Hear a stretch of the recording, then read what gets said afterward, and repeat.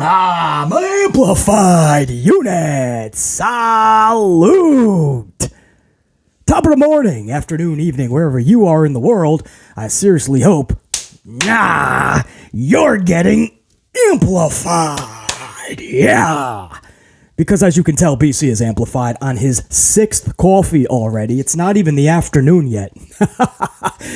Again, do as I say, not as I do. That's not exactly the most healthiest route to go, but I like my coffee like Popeye likes his spinach, like Pinocchio or Hunter Hearst Helmsley likes his lies. That's how the schnoz gets bigger. Anyway, the point is, this is an amped up podcast today. We have a packed show for, Friday, May the 5th be with you. Does that not work? That only works for May 4th? Well, May the 5th still work for you. How's that? May the 5th work for you. May the 5th be good to you. May the 5th we get amplified. Packed show. According to my calendar, tomorrow night is May 6th. Saturday night, May 6th, which means it is indeed time for Backlash, the very next WWE Premium Live event / pay-per-view. Live on the Peacock! Or maybe you can still get it on traditional pay-per-view. I don't even know anymore. But that is tomorrow night. And WWE is putting out 7 matches, 3 of them title matches. None of them is going to involve your world champion Roman Reigns. He's still sipping martinis at his vacation home somewhere. Good for him. We ain't even going to play her, hey, bro. How the fuck did he get this contract when the dude is still in his prime? Dude. Anyway, Backlash tomorrow night. We are going to talk about it in depth. This will be the last time we talk about it in great length. The next time we shoot the shit, it's going to be the SmackDown review for tomorrow. Show's going to be put on tonight. Same location we're hearing too. From the actual event in Puerto Rico. They're going to hold SmackDown tonight from the same venue from what we're hearing. In fact, breaking news, Jessica Carr, one of my favorite referees in WWE, she put up a post saying that there's mechanical issues with the plane that a lot of the personnel and talent is on, and they don't have a fix yet. But they're hoping to get there in time for tonight. So we hope this is one of those travel issue deals. We hope that there's enough talent tonight to put on SmackDown. Next time BC talks to you guys, we'll be discussing SmackDown. And then after that, it's the good, the bad, and the ugly review of Backlash. So this is it, guys. This is the show where we're going to run down the 7 matches, and we're going to find out together on paper, is this good, bad, or ugly? We're going to find out booking-wise for the talent and the company, especially us fans. Is this a card worthy to put up on a premium live event status, to put up on the cock? So everyone puts their $10 down on the peacock. We're going to talk about Backlash. We're also going to talk, NXT, AEW. Guys, they're going through with this war Memorial Day weekend. Sunday, May 28th, NXT Battleground is going head-to-head. Same day, same time with AEW Double or Nothing. Now, they've went on the same day before, but Levesque, McMahon, Higginbottom, who is Shawn Michaels, they've all decided, okay, let's go on in the afternoon. AEW went on at night. Then Tony Khan, I believe it might have been ROH. They went on in the afternoon. WWE's NXT went on at night. Nobody's budging here. Last week, there was word that NXT was thinking about taking their slot to about 4 or maybe 5. There was never going to be a 12 or a 1. This is the East Coast. I believe NXT Battleground is coming at you from Lowell, Massachusetts. So you ain't getting them out for 12 o'clock for a 1 o'clock show. Not that it can't be done, but things just work differently here. That's really got to be, that's something on the East Coast where we like that more in the later evening hours, man. Rock that shit 4 or 5, maybe that could be done, and that's what they were discussing. No, they pulled back on that. They said, we're going head-to-head. AEW Double or Nothing. Head-to-head with NXT's Battleground. Same day, same time. Even deeper than that, the ratings this week. NXT took a big hit from last week's spring break-in, and they lost tens of thousands of viewers. Dynamite somehow lost even more viewers. Wait till you hear what Dynamite pulled in. Not good at all. It's exactly what BC was telling you. And it doesn't matter if NBA or NHL or any other sport is what dinged it up. There's a bigger issue that BC is going to talk about. We're going to discuss it all. And I have breaking news on Phillip Brooks, CM Punk. Here we go again. It's always something with this dude. It's like Aaron Rodgers, and I love my Packers. But some people in this world are so dramatic. Everything they do, say, it's got to be me, me, me. And here we go with Phillip Brooks. We talk all about it. I'm going to get a big swig of my Dunkin' Extra Extra. You guys are going to come right on back. We about to get amplified.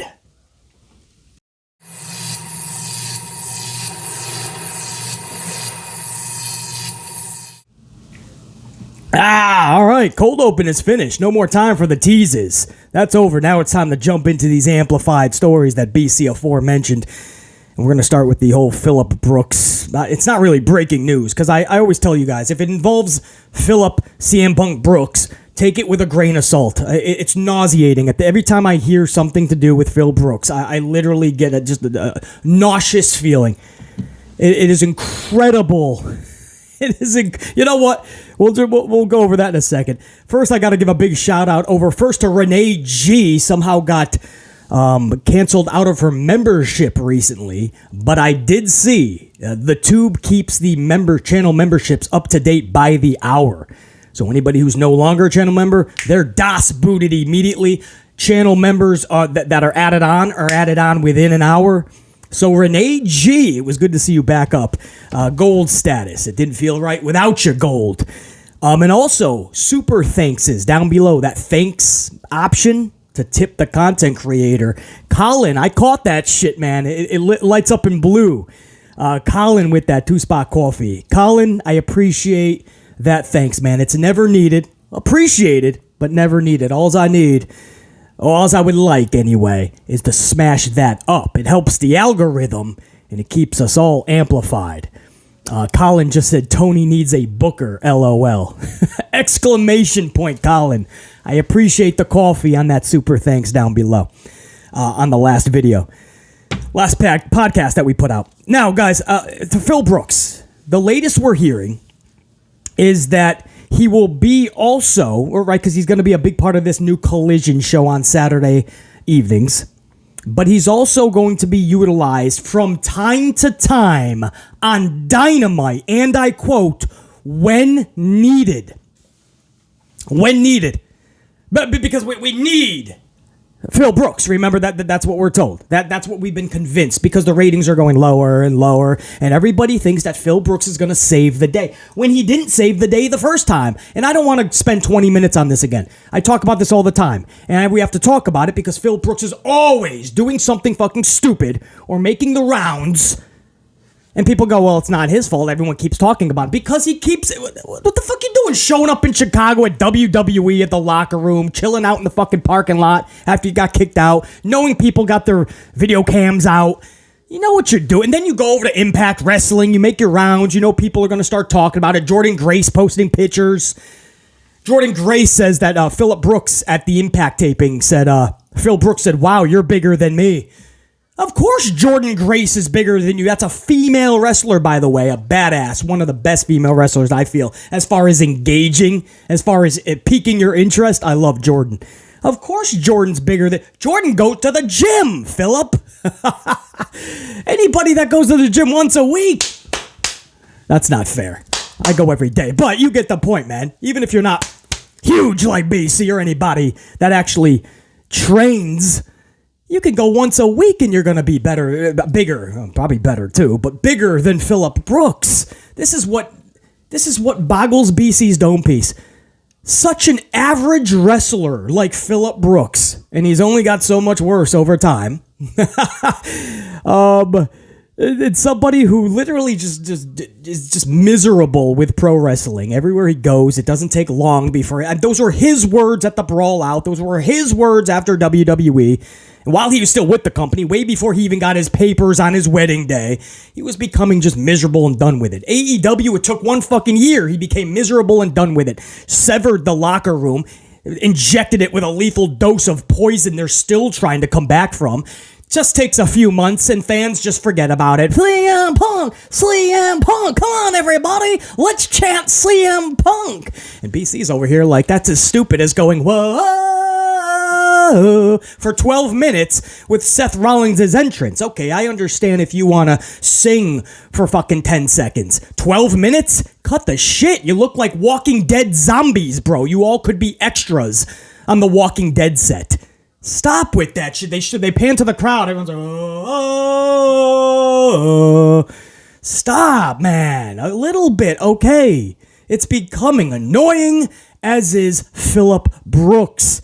I don't understand how you guys can cling on this dude's nuts for this many years when he's done nothing.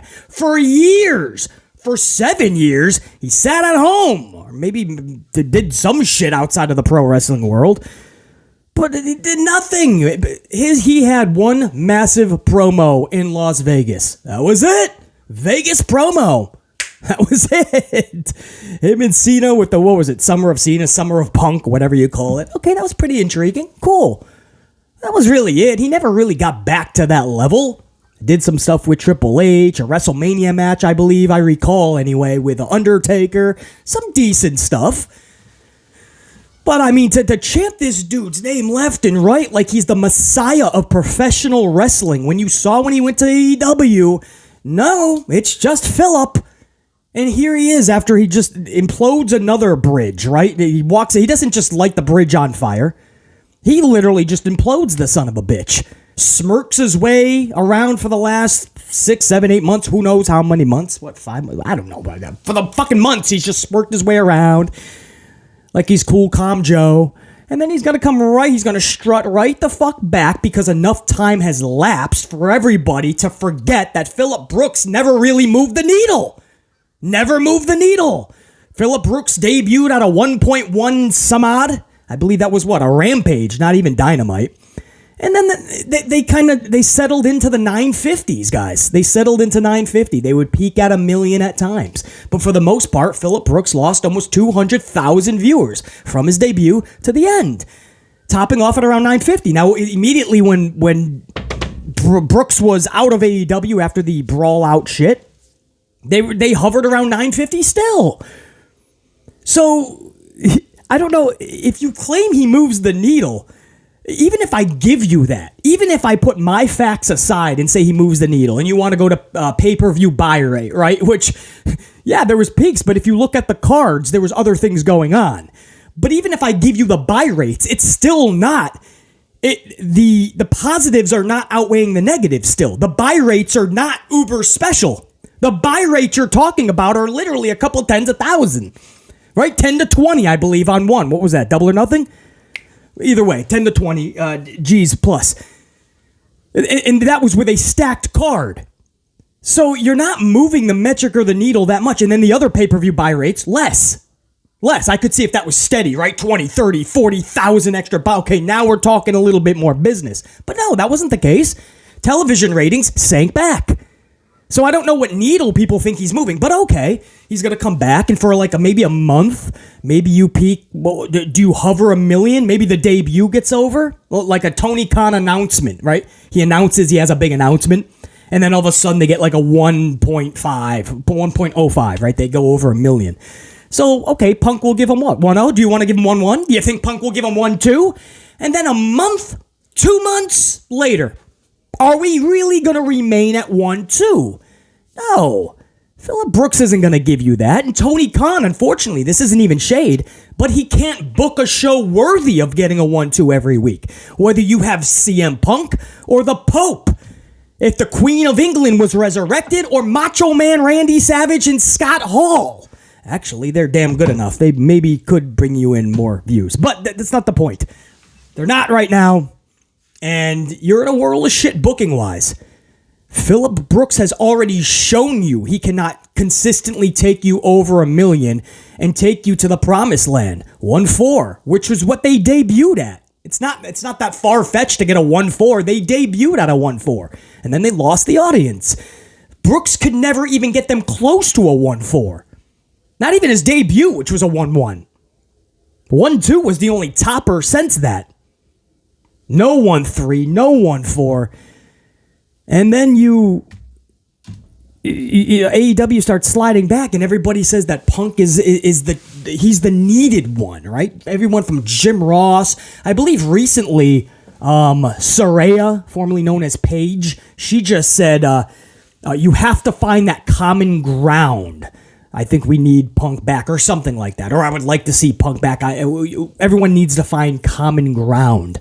Why? When somebody's a douche for that long, maybe you're the common denominator. Maybe common ground gets put to the wayside, and that the common denominator needs to be dealt with, which is Phillip Brooks. It's the same thing Aaron Rodgers is doing right now in the football world. And I'm a Packers fan. I got the Rodgers jerseys. I support the dude, and I still do, to an extent. But the dude was an absolute ass. He did not want to hang out with any of his teammates. He didn't want to put in the extra effort. He would never go into any training or any drills before the actual spring training. That's baseball. What am I saying, man? Before the NFL season training began. You go to your little combines. You do your drill supports. You do all of that. He never wanted to do that with his team. He just showed up last second because he's Aaron Rodgers. He carried his attitude. He thought he was bigger and better than the organization. And now he goes to the Jets, and this is a fake Aaron Rodgers. It's an absolute farce. This is not Aaron Rodgers. He's showing up to all the New York games, New York Rangers playoffs, New York Knicks playoffs. He wants to go to the Yankees game. He's already been called by the Mets to show up there and throw up the first pitch. He's saying all the right things. He cut his hair, trimmed his beard. He looks like an actual respectable human now, and not somebody from the 1970s who just got off a fucking hipster bus. Smoke coming out of the fucking windows in the door. Rogers is like, dude. Matt Riddle's behind him, Scooter McGee. But no, he cleaned up. He's saying all the right things. He's smiling. I love this. I can't wait to be involved in every aspect. This is not Aaron Rodgers, bro. And you're seeing Phillip Brooks do the same. It's not me. I'm the Victim World Tour, right? The Victim World Tour is what I call it. He's going to WWE like, hey guys, we're all friends, right? He's going to Impact Wrestling. Hey guys, we're all friends, right? Right? And then he goes up to AEW and he's going to be like, I don't know what all the reports were saying, man. I've been fine. If people don't like me, I don't know what it is. I get along with the whole wrestling world. Okay, buddy. Funny how right before you're coming back, you're going on your Victim World Tour to every wrestling locker room, right? He's probably going to show up at the local bingo hall and start shaking hands and taking pictures with Danny Dipshit Dugenheimer, Fuckwad Fred, my local pizza delivery guy, Luigi Lugnuts. You got fucking Hooker Hankerson and Bartending Betsy. That's right. Bartending Betsy, by the way, is going for the world title this Sunday, so we hope the best for Bartending Betsy. She's going after Handjob Holly's championship. So, yeah, the bingo night of champions is going to go big off. I really think it's going to be a big night this Sunday. Anyway, you're going to hear reports that Phillip Brooks was there, right? Probably taking pictures with Handjob Holly and maybe even Bartending Betsy. But the point is, this is his Victim World Tour, and he's going to show up, and it's going to be like, wow, let's start new, okay? Let's start fresh. I'm not the common denominator. I'm not burning bridges. And in about 6 months, let's revisit this. Something will fucking unfold. He'll be unhappy. He'll run fucking away. He'll go away, and everybody will be like, that's my last straw. I'm done with Punk, and I was a big fan. And then after just 2 months, they'll be like, I think they need Punk. I miss Punk. Now that I think about it, it was not Punk. The elite were just as much to blame. No, they did not go on a media scrum and publicly challenge the entire locker room to a fight. Like, what? You handle your shit backstage, that's fine. No, Phillip Brooks did that. Phillip Brooks tried to be bigger than the company. I'm not saying anybody else was clean off the situation. The Elite absolutely played a part in this getting to a volatile point. The biggest dose of poison was Phillip Brooks. That's obvious. Follow his track record. Look at the facts. Stop being a fanboy for a second. Uncling yourself from the ballsack of Brooks and realize these are facts, man.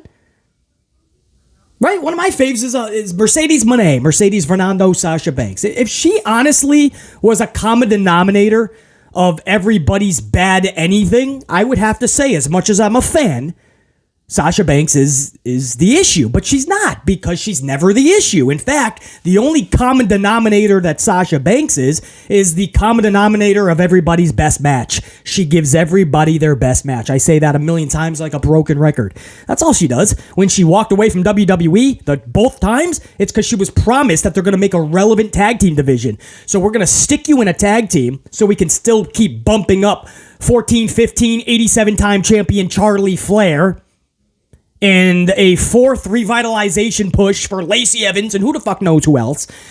And we don't have time for you, one of the best female wrestlers in the world. So we'll put you in a tag team with your friend Bayley and just shut up and go into the corner. We'll make a relevant tag division. And they never did. In fact, they end up losing the titles at WrestleMania in a fatal four-way to the Iconics.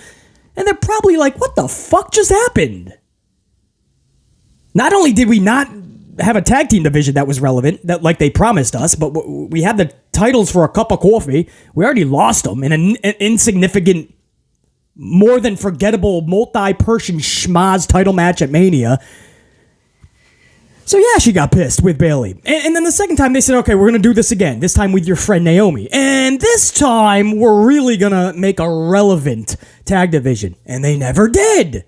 And then they said, you know what, instead of having a tag team defense and a relevant tag division, we're going to have you guys individually take on the individual champions, the Raw champion, the SmackDown champ. We need you both to take the L, do the job for the champions, and then we're going to have you back into a tag team in your non-existent tag division. How does that sound like you're booking people properly with respect in regards to the talent that they're offering your company? No, if you were Mercedes or Trinity, you do the same fucking thing. I don't blame them at all. They were victimized for that. They were plagued as unprofessional when the only unprofessionalism, the only disrespect came from the suits and ties in Stamford, Connecticut.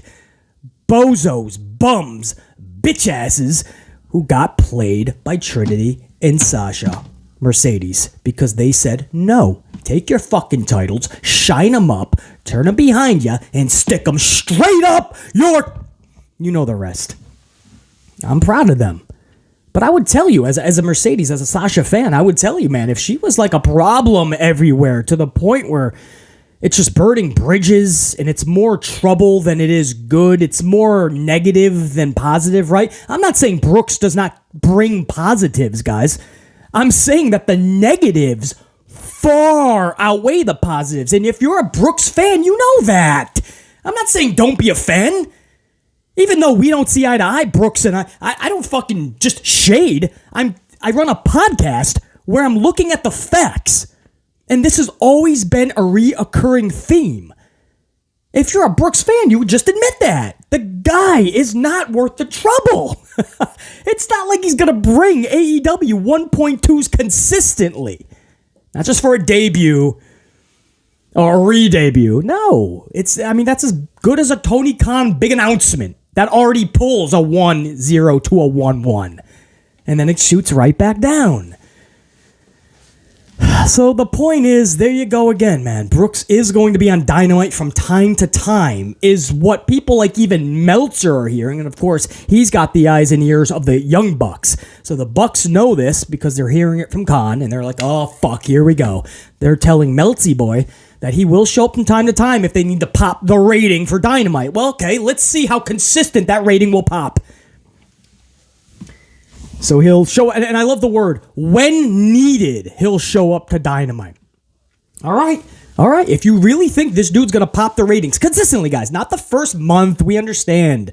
It's the same thing as his debut in AEW, right? There's some interest, so people are like, how are they going to use him? What's he going to look like? What's he going to do? But after a month, and it's a mixture. I can't even just blame Phil Brooks. It's Tony Khan and the way he books too, man. It's just not that interesting. And people will lose interest literally within 7 days. You'll start to see a drop off. So whether he's solely on Collision with a group of people, they're talking about splitting the rosters, and whoever wants to work with Brooks will be on Saturday's Collision show.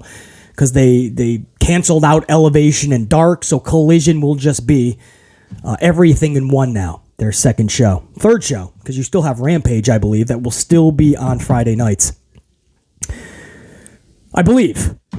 So whoever wants to work with Brooks can go over there, and then once in a while, Brooks will have to show up to Dynamite if Tony Khan deems it necessary to do such. What's going to happen? Is it going to be like a dog in a cage?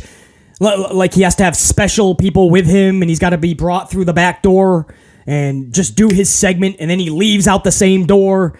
Nobody can see him or view him, or he can't. Right? It's like a dog that just doesn't get along with anybody. Is that really what we're doing? That's your news, guys. There's chances that Brooks will also be on Dynamite, so it might not solely be Saturdays if Khan thinks that he can pop ratings left and right. We'll see. It's just nauseous, guys. It's not even shade. I'm so fucking done with this Punk shit. I just want it done. I just want to just come back if that's what's happening. Get your fucking CM Punk. Let everybody jizz over their CM Punk chants. Let him fucking cradle your balls and act like you're the messiah of pro wrestling when I see an average fucking dude with average skills at best, whose best moment was years and years ago in Las Vegas when he was sitting Indian style, cutting a promo on John Cena and WWE and saying hello to Colt Cabana. And he's never had a moment since like that. But the wrestling world, the phenomenon of CM Punk has outgrew Brooks himself.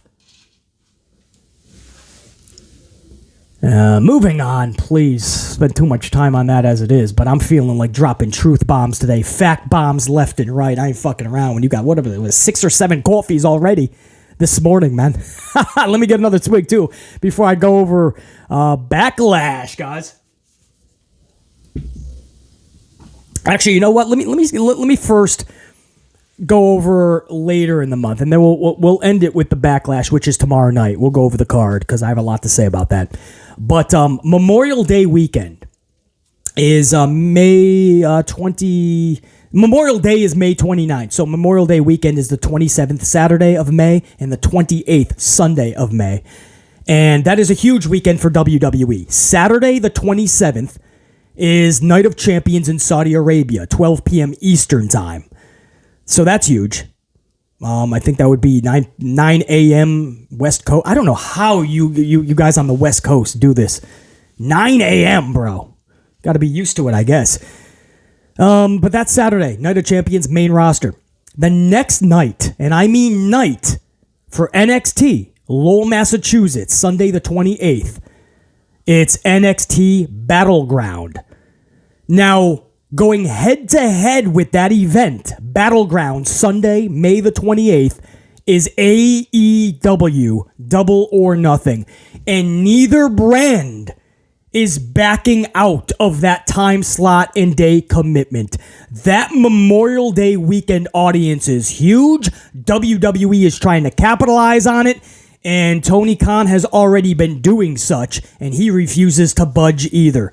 Now, again, as I said in the cold open, we've seen this before where ROH went head-to-head with NXT. ROH win in the day, NXT win at night. And then there was a second time where I believe NXT went during the day and AEW win at night. Now we have a situation where both are just saying, no, I'm not going on during the fucking day or the evening. We're going prime time, and we're going to play a game of chicken. You ever play a game of chicken where one person starts over here, the other starts here, and you just go full throttle, and one person is going to have to move at the last second, or there's going to be a, no pun intended, collision. This is a game of chicken. And as of last week, we heard NXT was thinking about going to about 4 or 5. On the East Coast, you can do that. About 4 or 5 is a decent time for a good East Coast crowd. And then everybody can still either make it home in time or catch most of Double or Nothing later in the night. NXT has decided no. Michael Hickenbottom, Shawn Michaels, Paul Levesque, Hunter Hearst Helmsley, and the powers that be have said, nope, we're going to go for that Memorial Day primetime audience.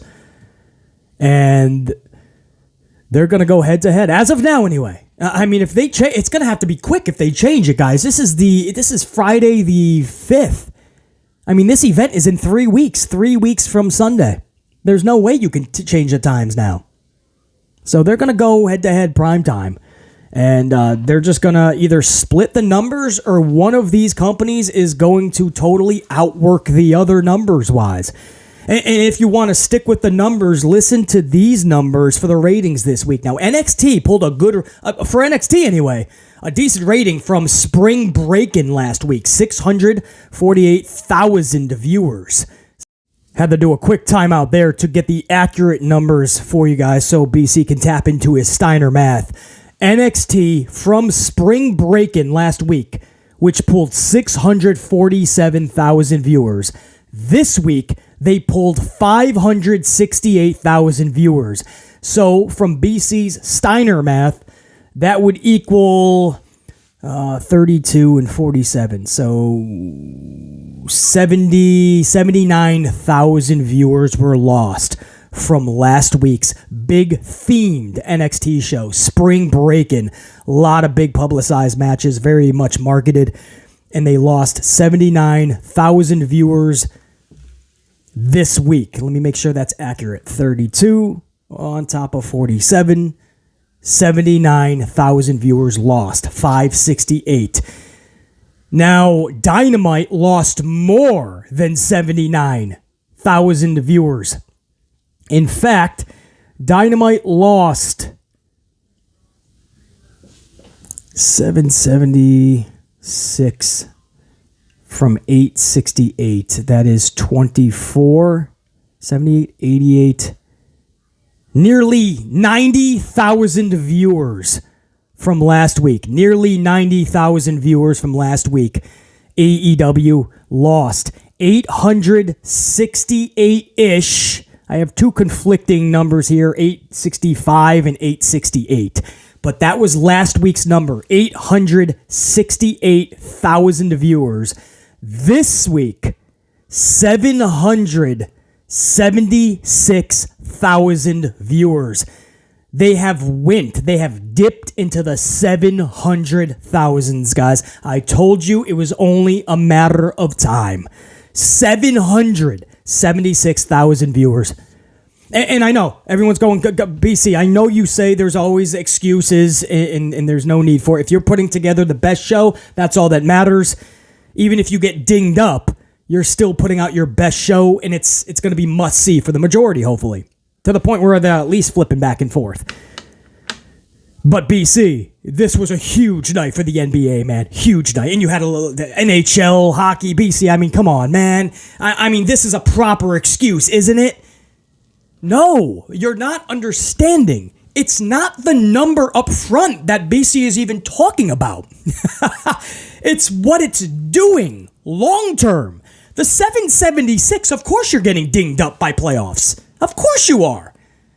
When I say don't use it as an excuse, I'm saying that doesn't mean you curl up in a ball and hide in a corner and accept a massive defeat. If you're putting together really good shows consistently, that creates what is called must-see TV.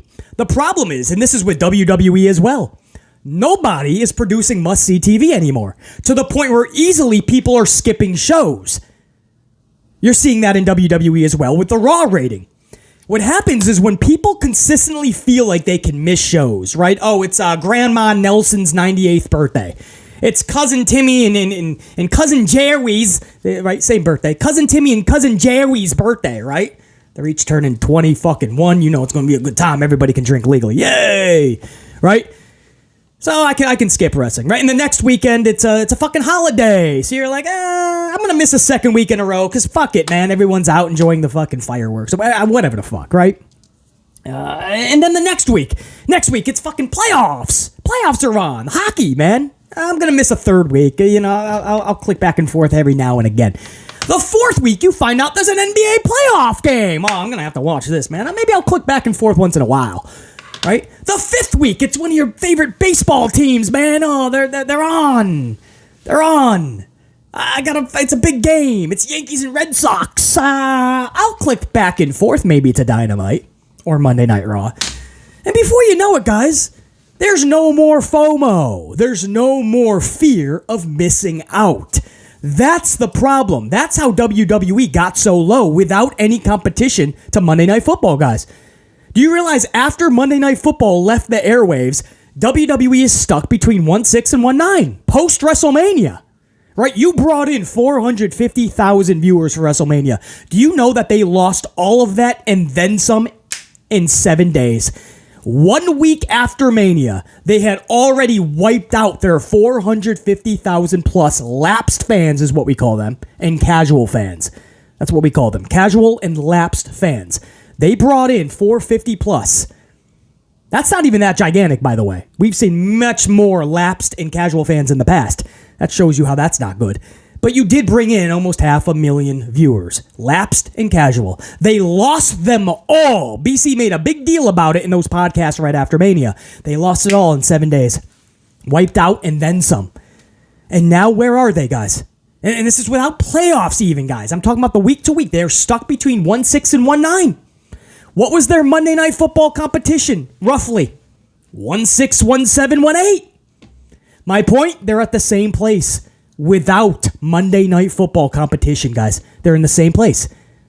They're not clinching 2 millions unless you're theming it or something huge is happening or it's WrestleMania post or pre-show, right? The go-home show. No.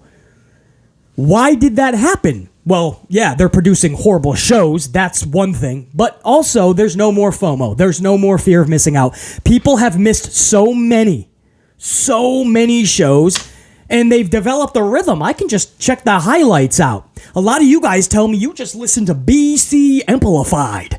You don't even watch the show. You just listen to BC. BC, you're more entertaining than the show itself anyway. And if you really love the show, I go back and watch. If you're ripping it apart, I know I didn't spend any time. I didn't miss a thing. I actually made the right call. BC, thank you. And I thank you guys for choosing me to do such. But I don't take great pride in that, to be honest. It sucks that people feel they only need to watch me and not the show. I wish they were watching the show, being excited, and then watching BC, because the shows are so awesome. And we can't wait to talk about it with the content creators, the podcasters that you guys love, right? And then BC hits the airwaves and we shoot the shit in a positive way. We can't do that, though. There's no more FOMO. There's no more fear of missing out. More and more people just feel like they don't have to tune in every week. That's the problem, guys, that AEW is suffering from as well. It's not about holidays or presidential speeches or Grandma Nelson's 98th birthday or whatever else. I don't even know. A night out at the bingo, right? You're going to play bingo and then check out the Bingo Federation. Dipshit Dugenheimer versus Fuckwad Fred ladder match. Lights out. It doesn't matter what you come up with as an excuse. The point is, it's every week. Every week is a new excuse. It is Monday Night Football, or it is a big baseball game, or it is an NHL hockey playoff, or it's a basketball playoff, or it is a presidential speech, or it is a holiday. It's becoming to the point where then you're just going to have to, on a 52-week year, you're going to have to just take 30 weeks and say mulligan. 30 weeks have an excuse, BC. No, produce must-see TV. And then even, you're going to get dinged up with playoffs. We get it. But why in the Attitude Era was pro wrestling, even before, not even just Nitro Raw's war, but the ratings for each company were just off the charts, kicking the ass of Monday Night Football at times. Why? Because it was must-see, right? You'll never get Attitude Era type stuff back, I understand. But damn, care, put effort out there, creativity. Make us feel like, okay, we got a good game on in the NBA playoffs. Oh, this is great. Right? I'm a Knicks fan. The Knicks are finally in the playoffs. Trust me, I'm down. I understand how important the playoffs are. But it sucks that we don't even feel the need. If you look at the quarterlies, there's not even a need to switch back during the NBA commercials, guys. That's what we're seeing from the numbers. See, that's what I don't think you guys are understanding. At the bare minimum, you have people click back, right? It's a commercial. You want to fucking see what Wardlow's doing. No, Wardlow is more lost than ever before. Lost low. Ward lost. How's that? Ward lost. That's what we're going to start calling him because he's lost. Tony Khan has fucked up Wardlow. FTR was hot as fuck. They're an afterthought right now. The women's division in shambles. I could not care less about these outcasts. And I'm a Britt Baker fan, by the way. But she's involved with this. Nothing on that show Wednesday. Told you needed to tune out. The commercials were more interesting. You needed to get back to the basketball game faster. That's what sucks. And that's what's going to hurt your numbers long term. That's why I say it's not about the excuse for that week's number. It's about what is happening every week. Guys, do you understand that Dynamite debuted at a 1.4 plus? Over 1.4 million people viewed the first ever Dynamite. And now it's just your job to captivate them. You're going to lose some, absolutely, over the next 6 months. To a year, maybe. To establish yourself, right? At least maintain a 1-2-ish. And then if you establish yourself after about a year, you should start to see that 1-3. And after 4 years, which we're well past that now, 5th year now, you should be talking about 1-4s, 1-5s. Right? You should absolutely be over your debut 5 years later. That's obvious. Do you guys understand that they have cut their audience in half? They debuted over 1.4. This week they pulled 700,000 plus. That's half of 1.4, guys, is 700,000 viewers. They pulled 776. Half the viewers. You could come up with all the excuses you want. This has been a long time coming, guys. This has been happening week after week, month after month. This has been a slow build, is a phrase we use in pro wrestling. This has been a slow build. Over the last 4 to 5 years that Dynamite has been in existence, we have seen the decline. And that's why I say, with the 20 minutes spent on Punk, it's not about one individual that's going to save AEW. I hope you guys understand. It's bigger than that. There's so many holes and nobody wants to fill them. A lot of AEW fans just want to put on earmuffs when you do any negative or critique it in any negative way. La la la la la la la. I don't hear you. La la la la la. AEW hater. La la la la la. WWE shill. La la la la la. No, we're ripping apart WWE too because it's been sucking 99.99% of the time like a Clorox fucking wipe. AEW is not better, guys. I wish I could tell you it was. At times, I did tell you it was, television-wise. I don't know what the fuck they're doing, Malachi Black and House of Black with these open challenges. I don't know what they're doing with their women's division. FTR, Ward lost. All of them had so much potential, and it just seems so secondary and irrelevant. MJF is my boy. I feel one of the best wrestlers character-wise in all of pro wrestling. And nobody can get behind Jungle Boy. Jungle Boy, I like Jungle Boy. He's obviously a mid-carder, at least for a long time, right? I mean, you're really going to have to build Jungle Boy. Jungle Boy on a roster that AEW has is your number one contender? Or it's the Fatal 4-Way, but you get what I'm saying, even teasing that. And he is going for it with Darby Allin and Sammy Guevara. You guys know how high I am on Sammy Guevara.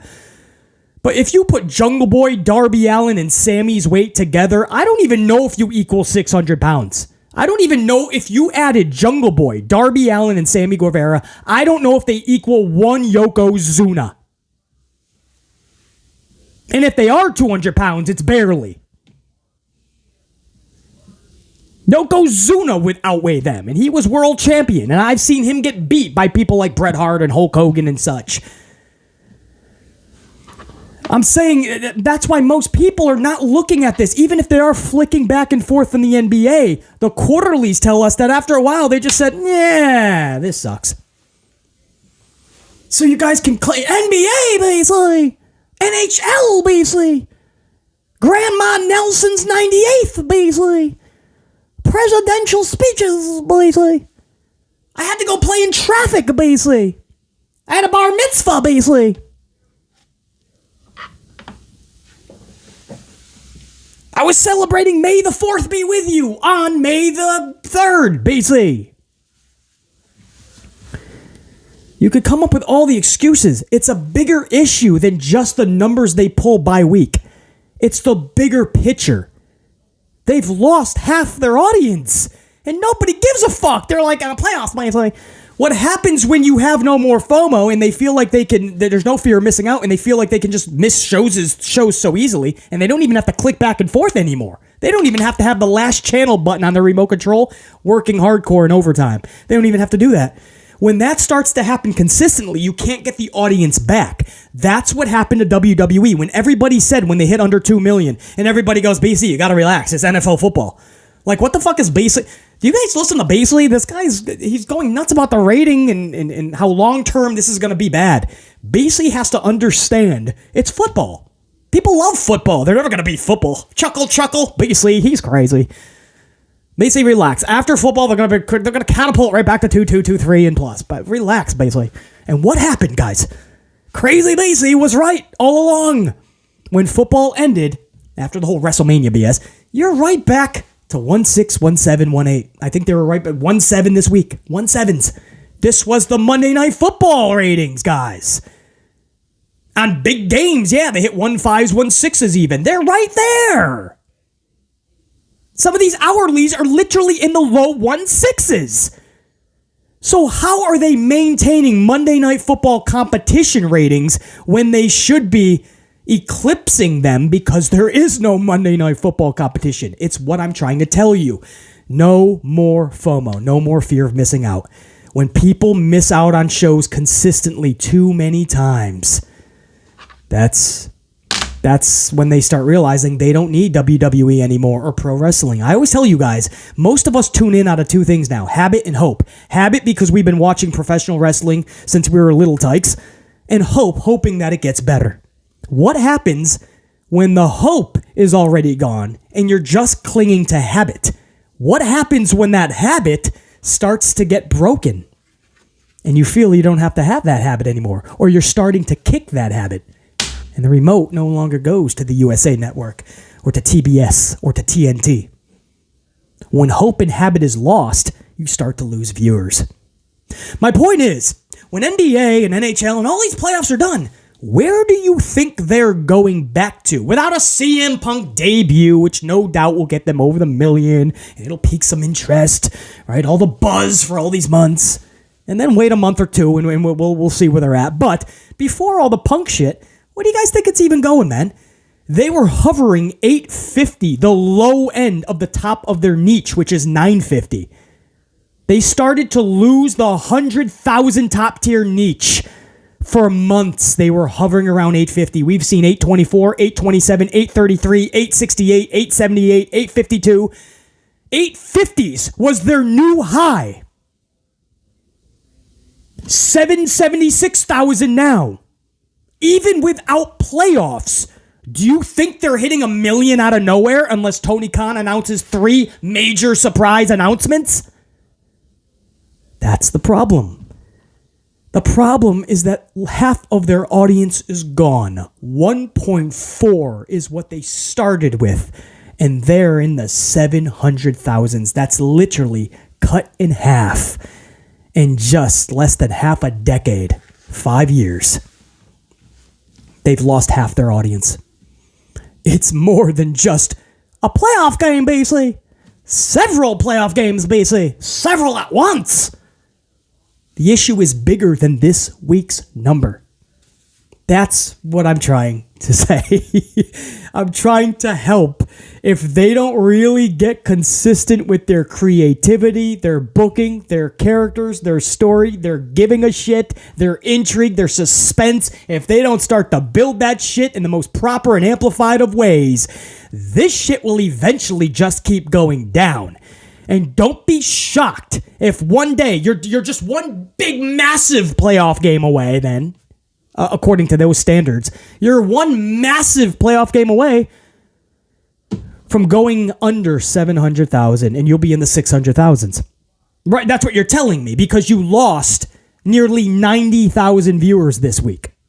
Right? And if you're claiming that the majority of that was because of playoffs, well, if you lose another 90,000, you are literally deep into the 600,000s at that point. Do you know who just pulled 648,000 last week? NXT. You know, the developmental brand, so it's called, that all AEW fans especially shit on, right? Oh, everyone laughs at Rampage numbers. Dynamite ain't far from it. Ha ha, chuckle, chuckle. Well, what happens when Dynamite is not far from Rampage numbers? What happens when Dynamite, who Tony Khan claims is competition to Raw and SmackDown somehow, what happens when the only competition it needs to worry about is NXT? And leading up to Memorial Day, when they go head-to-head on those PPVs, those premiums, yeah, that war's going to kick up. That's the bigger issue. I wish AEW fans especially would take the earmuffs off and just listen. Listen. If you love it, you want to hear this. You want the truth, and you need to know what needs to be fixed. You know BC's right, man. This isn't even rocket science. This isn't an ego thing. I'm right, you're wrong. I'm so right, you're so wrong. No. Ego aside, bro. This is just common sense and logic.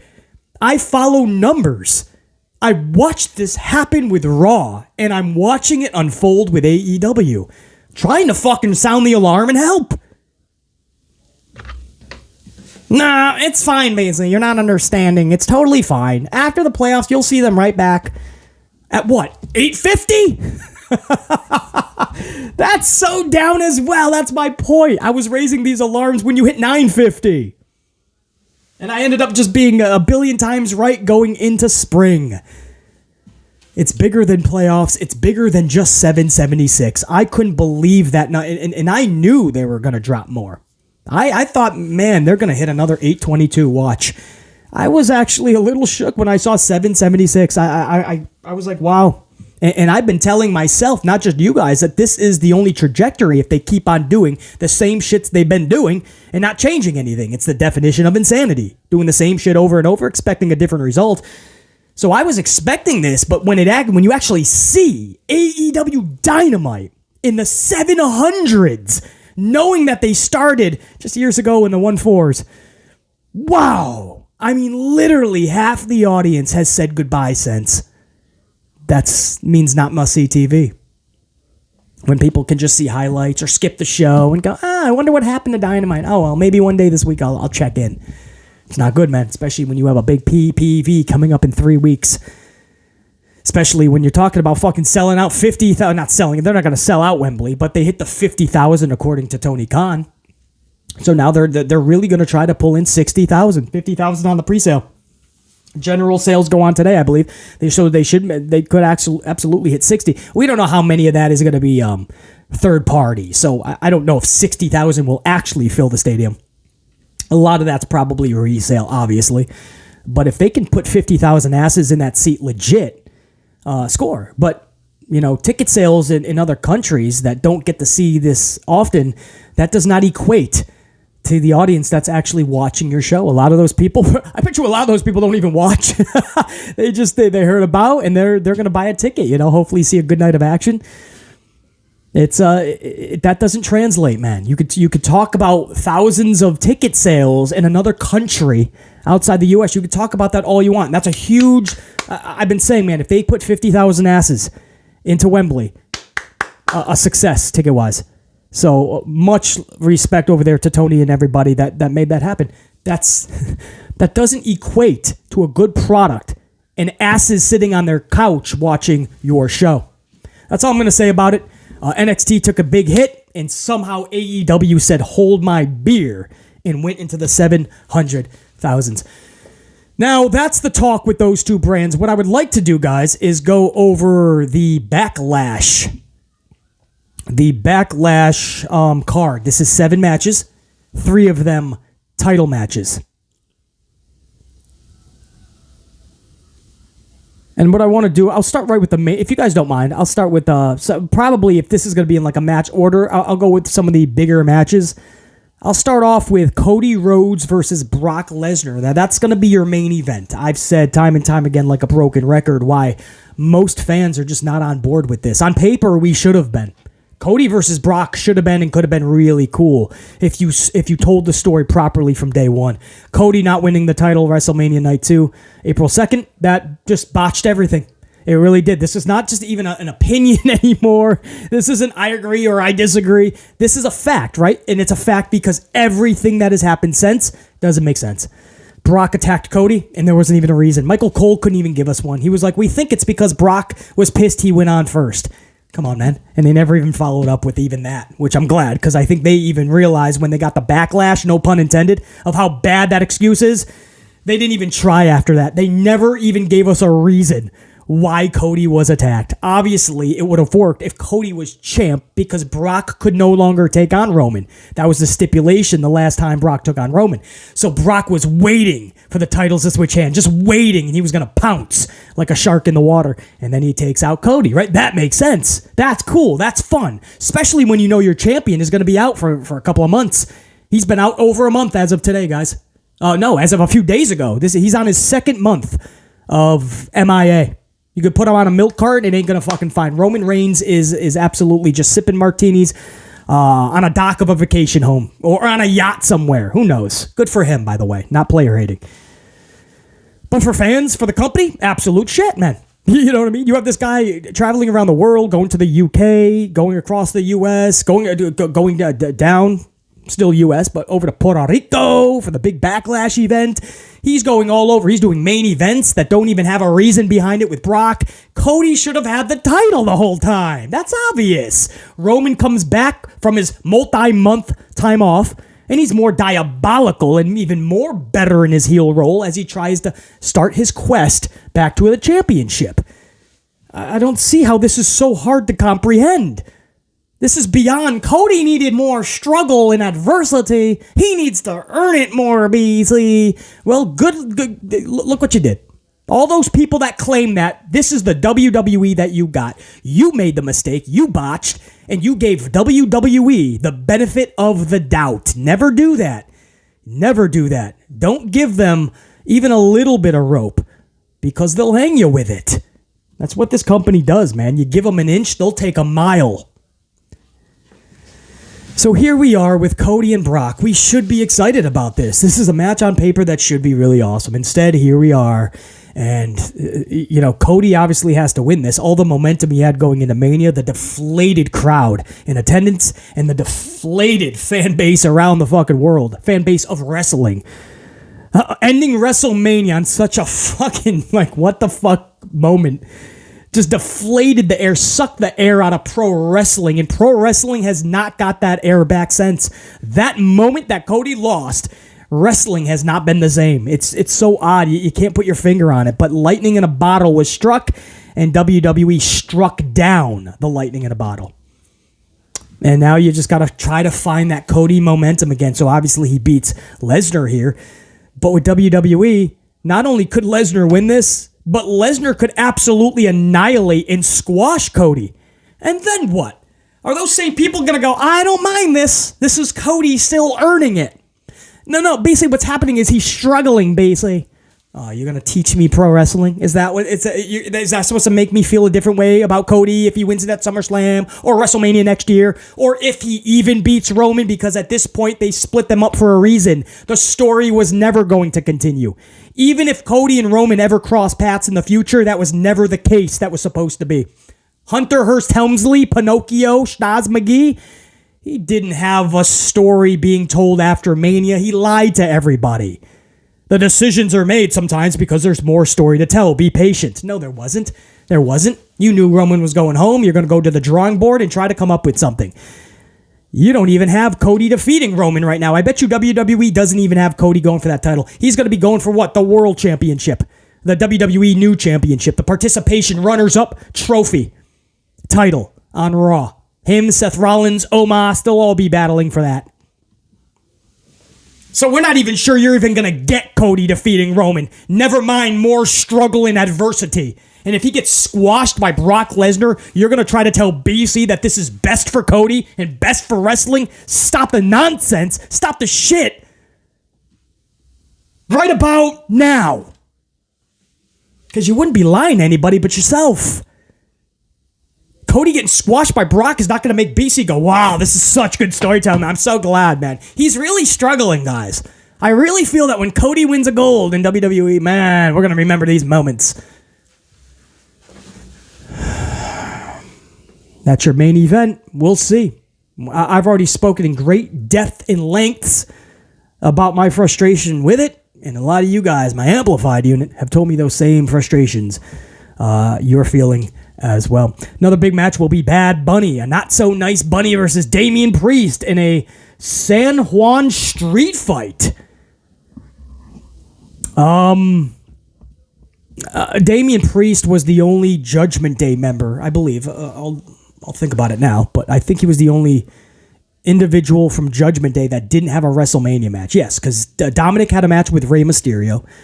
Rhea Ripley got the title from Charlie. And Finn Balor in his 14 staples had Hell in a Cell with Edge. So Damian Priest had nothing. And I felt that was really... I felt bad for the dude. I'm like, Judgment Day was such a big WrestleMania for all of them except for Damian. So this is his big match, right? In Puerto Rico, Backlash, San Juan street fight. So you think, okay, I mean, he's got to win. Bad Bunny's not even a wrestler. He can do the job to Damian. But WWE is going to go Bad Bunny here, I feel. You know, this is what they do with their celebrities. They're going to find a way.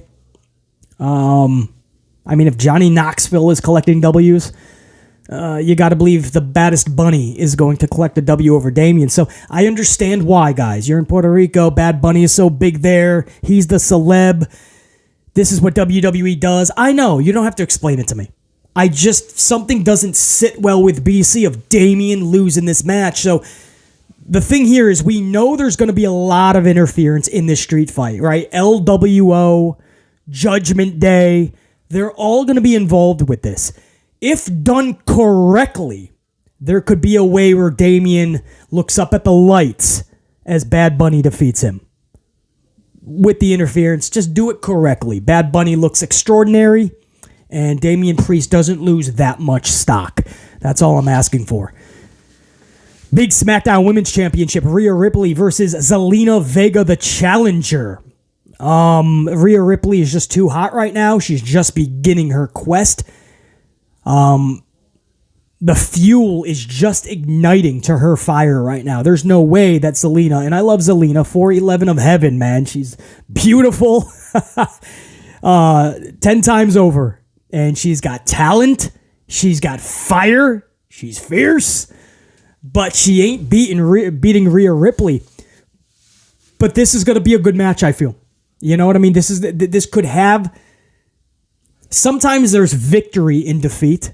For Zelina Vega, this could be one of those matches. If she goes out there and does what she's capable of doing, we're going to be talking about a lot more positives than negatives with this match as it pertains to Zelina. But Rhea will absolutely be walking out with the W and the title. And that can go no other way. Matthew Riddle, Scooter McGee, Kevin Owens, and Sami Zayn versus the Usos and Solo Sikoa. The Bloodline minus Roman Reigns because he just doesn't show up to work. So it's a six-man schmaz. Now listen, I know everybody's already picking Matthew Riddle, Kevin Owens, Sami Zayn. BC, you say it all the time. Champions shouldn't be losing. In this case, tag title holders Owens and Zayn. And they're there with Matthew Riddle. It'll be a feel-good moment for the fans in Puerto Rico, but you have that with Bad Bunny, so that's your feel-good moment. And if Cody does win, there's a feel-good moment. But guys, the Bloodline is starting to lose its steam. It's starting to lose that momentum. The Bloodline doesn't feel as special. Now Zayn and Owens do not as well. Let me tell you tenfold. Sami Zayn's his stock as it pertains to momentum has dropped about 86% to BC. I mean, he doesn't feel special at all. Owens, and I'm down with the WrestleMania main event tag match and them winning the title. I loved it. Loved it. The match, one of the best of the weekend easily. But it's about what you have planned afterwards. They had nothing the whole month. We've had this six-man schmaz play out. And if it's creative, if it's a fun story, okay, let's do it. I don't like multi-man schmaz matches, but if you got a good story, let's do it with the right people. It's the right people. The story, non-existent. Guys, do you realize that every show, every time these six were involved, they were just brawling? They would have like one-on-one matches here or a tag match with some of the participants. It would end up in a brawl. That's it. There was no real story. They gave up. It's like they blew their load leading into WrestleMania with some good storytelling with Rey Mysterio and Dominic, and of course, Sami Zayn and Roman leading into Cody and Roman and the bloodline and the tension within them. You had some good stuff. Kana, Asuka, and Bianca at times was decent, and then all of a sudden, that's it. Mania was they gave it all they had, and then all their systems started to smoke. We are overheating. We need to cool down. System is shutting down. Right? Like fucking robots. The whole creative team of WWE and Schnoz McGee, Mr. Pinocchio, Hunter Hearst Helmsley, and Vincent Kennedy, and any fucking buddy associated in that company with making any calls, they all just shut down. Because ever since WrestleMania, nothing has had a good story. Nothing has seemed relevant. Nothing has intrigued us to the point where we're at the edge of our seat or we can't wait to watch something. Nothing. Nothing on this card for sure. So, Owens and Zayn, same predicament. But the bloodline is really like, without Roman, I mean, this thing is hurting. And the Usos and Solo were getting really big because proper stories were being told. You don't have to have Roman there to tell proper stories with them. So I don't know if that's what they're doing, putting all their eggs into one basket, all the chips on the table for one bet, waiting for Roman. You don't bet the house on one dude. Give them proper storytelling. Guys, my point is, I honestly feel like the bloodline, just by a little bit, needs to outpace the faces in this match. I think the bloodline, Usos and Solo, need to squeak this victory out somehow and let the heels. It's an irrelevant, This is one of those just baffling six-man tags where it just doesn't do anything anyway. Going into it, coming out of it. So yeah, the faces can easily lose this. Unless you just want a feel-good moment in Puerto Rico, give it to the fucking heels. Usos just lost their titles at WrestleMania. They could really use this. Of course, Solo's been losing a bunch of matches via DQ or count out or whatever the fuck. But he's been losing some matches recently. You're trying to build him up or you're not. I think the bloodline actually needs to squeak out over the faces in this match. Raw Women's Championship, Bianca Belair versus Io Sky. Now, I'm a firm believer that Kana, Asuka at WrestleMania should have taken the title from Bianca. Bianca would have been just fine, guys. You got to ask yourself sometimes, is there going to be more benefit in a victory than there is negativity in a defeat? And in this case, the benefit would be for Kana, Asuka, and the negative outcome for Bianca losing isn't that big. The positive for Kana outweighs the negative for Bianca losing. Hopefully that makes sense. I see it all the time in wrestling. Bianca could easily bounce back from this. Start her voyage even better. Probably be even more relevant on her next title quest. We see that all the time, right? Sometimes title reigns just get a little stale, and it's not Bianca's fault. She's been doing really good, beating top names. But booking-wise, they've gotten stale. And in the process, Bianca has to suffer because of it. Kind of sucks. That's what I mean about creativity and booking. When they fail the talent has to suffer the consequences. In this case, Kana, Asuka wins. And guys, I say that, I double down on that because we found out what happened, right? Like if something happens that we just don't agree with or we don't see why it happened, but then we start to see puzzle pieces go where they belong, and it's like, oh, now I see. Right? But when that doesn't happen, then you double down and you're like, I knew it. I fucking knew Kana, Asuka should have won, because now look at what happened since. Bianca is just trading the title off with Rhea. She got traded to SmackDown, Rhea to Raw. And guys, there's no match or any tournament. There's nothing like that. No schmozzery. They're literally going to hand the title over to one another. No prestige in the Raw title. All the honor and respect that Bianca supposedly put into defending that title, she's just going to be like, here you go. I have no brand what's the word I want? Brand honor? There's a better word that I want.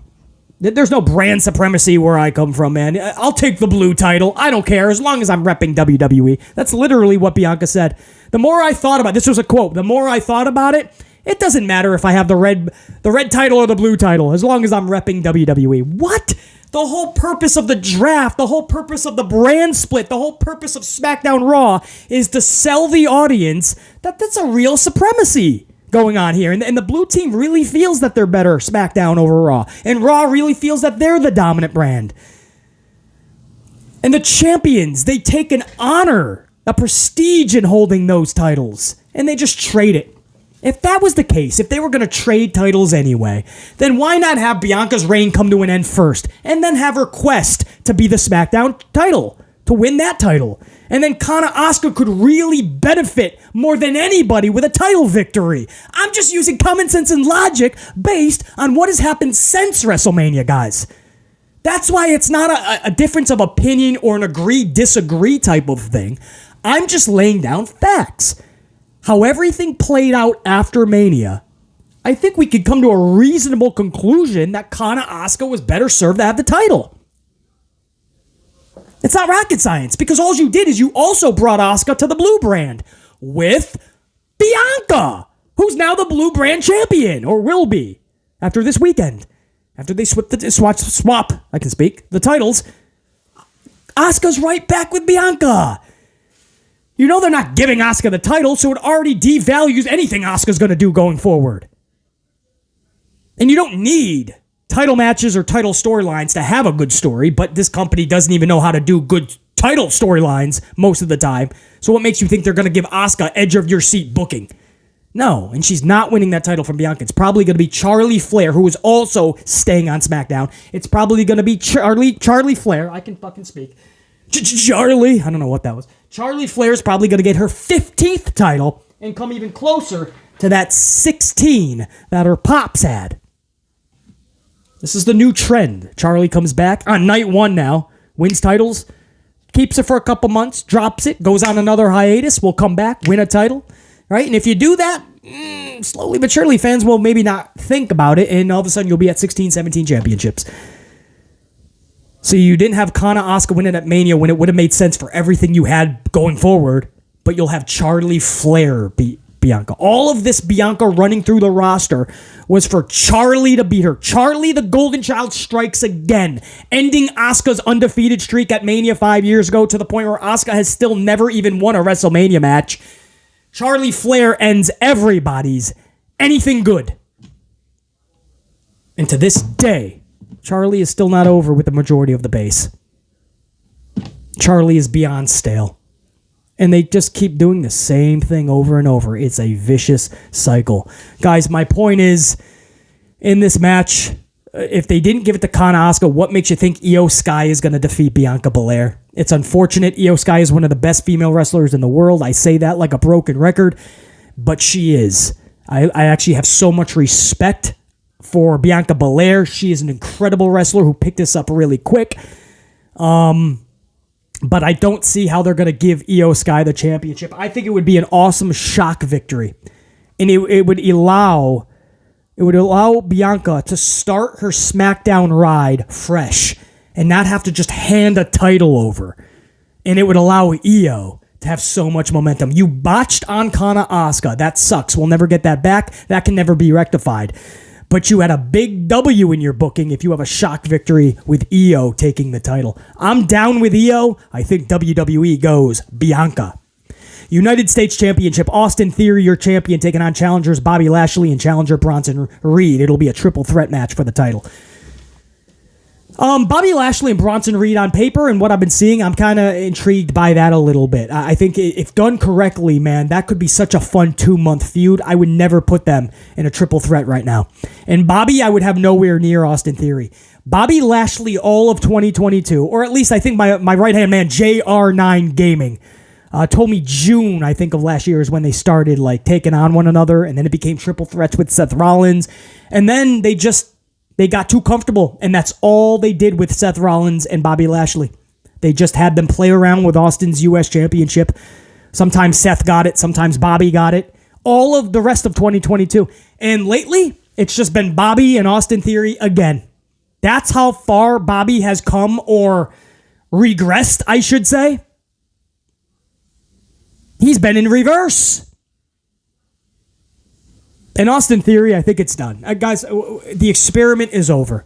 I'm not saying don't keep trying with him, but the title on him is doing nothing, guys. They're still piping in fake booze. They're still doing it even after John Cena exposed it. They're still doing that. They're having him in promo spend half the promo trying to get the fans to get pissed at him. BC, that's what you're supposed to do as a heel. It's supposed to feel more natural.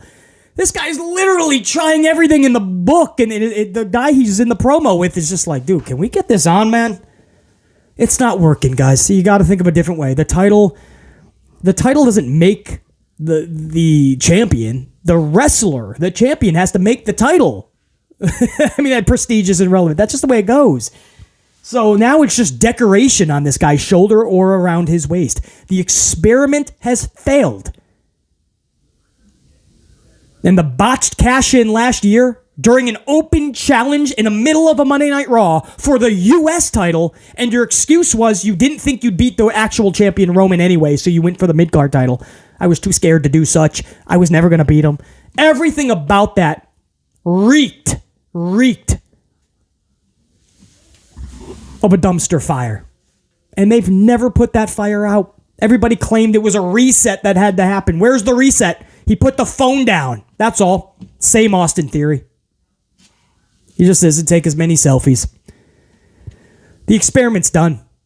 This is the time. It's Bobby Lashley's fucking time. And if you're going to have him play around with the mid-card title, have him be a beast with the United States Championship. Or Bronson Reed shocks everybody, walks out of this as champion. Everybody says face. It's a triple threat, right? No matter who gets pinned, it's a triple threat. That's what people are going to remember, right? So Austin and Bobby Lashley got caught up in their own jazz, and Bronson Reed took advantage of it. Bronson starts his U.S. title reign, and maybe you build up something special there with him and Bobby Lashley still. That's the only way I see this going in any relevant, meaningful way, where we give a fuck and it's fun. Otherwise, what? Theory comes in, champ. Theory walks away, champ, and we play the game of give it time. Give it some time. Austin Theory's going to be huge. We've been giving it time. At this point, the title is just becoming a seat warmer. I mean, they just can't get it right. Either it's being hot potatoed, Seth, Austin, Bobby, Seth, Austin, Bobby, or they literally just they put it on somebody who just can't get over. Like Charlie Flair, they give her 14 title reigns. They have her destroy anybody and everybody's momentum in the process. And she still is no farther along with fans' reception and fans reacting to her than she was years ago. When she first came back after 7 months off, yeah, she got the Charlotte chants. After 2 weeks, you started to see them diminish. And after 1 month, they were booing her out of the building where Charlie had to say, are you guys seriously whatting me right now? Can I please say this? This is important to me, guys. Begging the audience not to boo her and what her. This is what they do. They don't even put the care or the effort into it. They just have Austin Theory go out there, the same theory as before, week after week, month after month, and they think things are going to change. I don't know why it's not working. Lashley or Bronson walk away with the title. Let's be done with this Theory experiment. Seth Rollins versus Omos rounds out the card of 7 matches. There was word as of last week that they want a giant, no pun intended, a giant push for Omos. Coming off of those reports that BC was hearing, we saw what happened on Monday. The cameraman was even lower than usual, right? Almost like he was on like one of those rollers, or maybe he's on Matt Riddle, Scooter McGee's scooter. And the cameraman's like on his back on a scooter and somebody's pushing it, and it makes Omos look like he's 37 feet tall. The cameraman was even lower. They really bumped up Omos as one of the biggest threats in the company. They talked about how Omos got the Brock Lesnar treatment and he got to be a free agent during the draft. because he demanded it. That's what they said about Brock, too. And then he had a 30-second squash match. So it's clear they're really booking this dude strong as fuck coming out of his Mania loss with Brock. This is exactly what BC was hearing. I was even hearing that he could be winning Money in the Bank. And 2 weeks ago, when Seth Rollins said, I would bank your money on me winning. Once he said money, that is when Omos came out. Almost like that was a little tease. My point is in all this, guys, don't be shocked if Omos somehow walks away with a W. I'm hoping that that's been changed. I'm hoping there's enough backlash and outrage that has reached Stamford, Connecticut, that they know that's not the right decision right now with Rollins especially. But don't be shocked. I'm warning you, I've been about Hurricane Omos. But I feel that Seth Rollins is the way to go here. How you bounce back Omos, that's their job to be creative with. They made their bed, now they gotta lie in it. They are the ones that back themselves into this corner. They dug their own grave, their own hole for this shit. It's not our job to book Omos. Seth Rollins cannot and should not be losing this match in Puerto Rico. Backlash tomorrow night. So find a way, call the audible. I don't care if you want to book Omos to the moon or not. No way, shape, or form should he be winning over Seth Rollins tomorrow night. That is your Backlash preview. That's BC's thoughts on it. The next time we shoot the shit, it'll be for the SmackDown review.